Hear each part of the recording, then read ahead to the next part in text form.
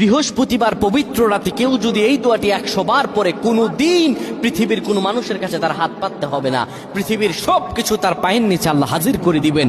দারিদ্রতা থেকে মুক্তি দান করবেন, বিপদ আপদ থেকে মুক্তি দান করবেন, তার সম্মানকে সুউচ্চতা দান করবেন, অসুস্থতা থেকে দূরে রাখবেন।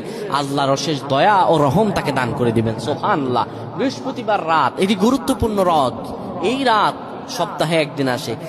আরবিতে রাত আগে আসে, দিন পরে আসে। সুতরাং বৃহস্পতিবারের যে দিন গিয়ে রাত, এটি বৃহস্পতিবার রাত নয়, এটি শুক্রবারের রাত, এটি জুমাবারের রাত, এটি দোয়া কবুলের রাত, আল্লাহর কাছাকাছি হওয়ার রাত। সুবহানাল্লাহ।